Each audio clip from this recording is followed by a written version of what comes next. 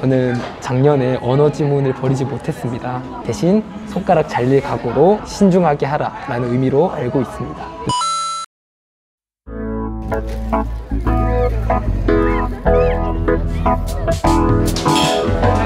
네, 여러분 안녕하세요. 새학기가 밝고 처음 인사드립니다. 다들 잘 지내셨나요? 저도 로스쿨 첫 학기 심히 잘 지내고 있습니다. 오늘은 특별히 한양대학교의 교내 카페에서 촬영을 하고 있는데요.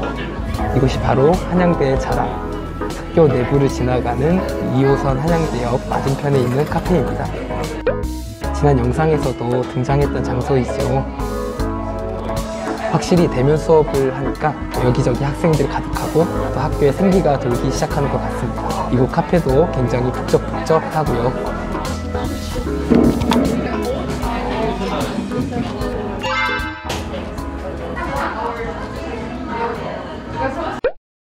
서론이 길었네요. 오늘은 간만에 로스쿨 준비생들 위한 리트 시험 꿀팁으로 찾아왔습니다. 저는 작년 리트 시험을 치르기 위해 유튜브나 블로그 또 여러 선배님들께 조언을 구했었는데요. 그러는 와중에 시험에 도움이 되는 몇몇 전략들을 들을 수 있었던 것 같습니다. 특히 제가 언어 이해 시험 점수가 많이 낮았기 때문에 언어 쪽 팁들도 많이 찾아보게 되었던 것 같습니다. 오늘은 그 중에서 저에게 진짜 도움이 되었다고 생각하는 전략들을 몇 가지 골라보았습니다. 사람마다 잘 맞는 전략은 자신의 실력, 성향, 상황마다 다르니까요. 잘 들으시고 취할 것만 취하셔서 여러분들의 시험에 조금이라도 보탬이 되셨으면 좋겠습니다. 첫째, 손가락 걸기. 손가락 걸기란 문제를 푸실 때 5선지를 5번까지 다 보시는 것이 아니라 중간에 답으로 보이는 선지를 찾으신다면 그대로 선지를 고르고 다음 문제로 넘어가는 전략을 손가락 걸기라고 부릅니다. 제가 알기론 수능 국어 문제집에서 처음 쓰기 시작한 단어로 알고 있는데요. 답이 확실하다 싶으면 뒤에 선지를 안 보고 넘어가서 시간을 아껴라. 대신 손가락 잘릴 각오로 신중하게 하라 라는 의미로 알고 있습니다. 후달리냐? 후달려? 오냐 내 돈 못하고 내 손모가지를 건다. 둘 다 묶어. 막상 손가락을 거실 때면 되게 어렵습니다. 보통 다른 시험에서는 정말 시간이 촉박해서 막판에 이 손가락 걸기를 사용하거나 아니면 답이 너무 명확해서 뒤에 지문을 볼 필요가 없을 때에만 사용을 하게 되는데요. 저는 리트에서만큼은 이 손가락 걸기를 좀 많이 활용하실 필요가 있다고 생각을 합니다. 왜냐하면 리트는 시간이 너무 부족하고요. 또 100점 맞는 게 목표가 아닌 시험이기 때문이에요. 수능 국어 같은 경우는 45개에서 6개 정도만 틀려도 2에서 3등급이 요즘 나오는 걸로 알고 있어요. 그런데 여기 작년도 리트 표준 점수와 100분위를 보시면 30문제 밖에 없는데도 6개나 틀렸는데 상위 5% 정도의 성적이 나오게 됩니다. 언어 추리 모두 상위 5%를 맞으면 리트 총점이 이제 140점이 되니까 엄청 높은 점수이지요. 결국 어차피 틀려야 하는 문제는 발생할 텐데 근데 7분 만에 통지문 하나와 그에 딸린 3문제 정도를 풀어야 되니까 시간이 너무너무 촉박한 시험입니다. 고로 손가락 걸기를 수능 시험보다는 조금 더 남발하셔도 덜 치명적이라는 생각이 듭니다. 그렇다면 어느 정도 확신이 들 때 손가락을 걸어야 될까요? 이건 본인이 직접 기출풀이 속에서 실험을 해보셔야 될 것 같습니다. 제가 추천드리는 방법은요, 처음에는 손가락 걸기를 남발해 보시고 시간을 최대한 벌어보시는 걸 추천합니다. 그리고 복습해 보실 때 손가락 걸기를 썼던 문제들의 정확도가 어느 정도였는지 체크를 해보신 후 그 정도를 이제 조절해 가시는 것을 추천드립니다. 손가락을 하나도 안 걸고 모든 선지를 읽다가 뒤에 시간이 모자라서 지문 하나를 날리는 것보다 손가락 걸기를 유용하시는 게 무조건 도움이 될 거라 생각합니다. 둘째, 언어 지문 버리기. 둘째는 언어 지문 과감히 버리기 전략입니다.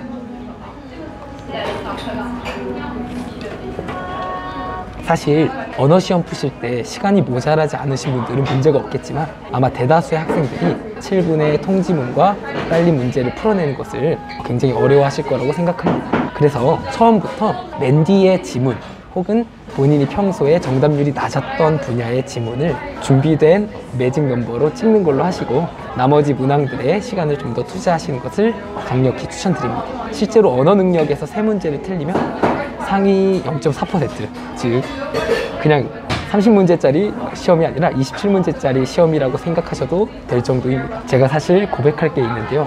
저는 작년에 언어 지문을 버리지 못했습니다. 지금 와서 생각해보면 너무 후회스러운 결단이었는데요. 당시 그 전년도 시험이 되게 어려웠지만 그 전까지는 이 정도 난이도는 아니었던 것 같아서 혹시나 올해는 쉽게 나올 수도 있지 않을까? 괜히 쉽게 나왔을 때 지문 하나를 버리게 되면 점수가 안 나오지 않을까 하는 그런 비현실적인 생각이 있었던 것 같습니다. 실제로 작년 리트 시험에서 앞 지문들을 시간 맞춰서 푸느라 무진장 빨리 풀고 마지막 지문을 풀기 시작할 때 단 6분 정도밖에 남지 않은 상황이었습니다. 마킹은 바로바로 했고요. 그런데 시험 결과 마지막 지문에 딸린 문제 3개를 급히 풀다가 전부 틀려버렸습니다. 또 시간 내에 모든 문제를 풀려고 하다 보니 앞부분에서도 실수가 많았고요. 이제 지난번 시험을 통해 리트는 계속 이 정도 고난이도로 나올 거라는 게 기정사실화 되었죠. 고로 앞으로는 리트는 30문제가 아니라 몇 문제다? 27문제다 생각하시고 과감히 지문을 하나 버리시고 푸는 걸 추천드립니다. 그리고 몇 가지 도움이 되었던 팁들이 더 있는데요. 이것들은 오늘 열거만 하고 나중에 기회가 된다면 한 번 더 자세히 영상을 찍는 걸로 하겠습니다. 셋째가 언어 이해 풀 때 5cm 정도 떨어져서 이건 심리적인 문제도 있지만 문장 하나하나에 매몰되지 않고 그 큰 글의 구조를 보는 자세를 가지는데 도움이 많이 되었던 것 같아요. 이건 이제 유튜브에 이윤규 변호사님 이제 리트 151점 인터뷰 영상 검색하시면 더 자세한 설명을 확인하실 수 있을 것 같습니다. 넷째가 기출풀이할 때 틀린 문제 구분하기. 이건 추리논증도 해당되는데요. 나의 고유의 언어 능력, 추리 능력의 한계 때문에 틀린 것인지 아니면 시험 전략에 의해서 시험 전략이 익숙하지 않아서 틀린 것인지를 구분하자는 의미이고요. 5번째는 리트 시험을 볼 때 플랜 B가 있으면 도움이 된다. 실제 저는 플랜 B를 가지고 있었고요. 뚜렷한 답법이 잘 보이지 않는 이 리트 시험을 대비할 때 마인드 부분에서 도움이 많이 되었던 것 같습니다. 벌써 개강한 지 한 달이 되었는데요. 나누고 싶은 이야기가 참 많습니다. 로스쿨 중간고사가 3주밖에 남지 않았죠. 첫 시험 잘 치르고 후기로 더 자세하게 인사드리는 걸로 하겠습니다. 영상 봐주셔서 심히 감사드립니다. 구독과 좋아요 부탁드립니다. 준비됐어? 까볼까? 따라란 따라란 따라란 따라리라란 사쿠라네? 사쿠라야? 뭐해 니네 형님 손 안 찍고 군이를 아냐고요? 내가 아는 타짜 중에 최고였어요.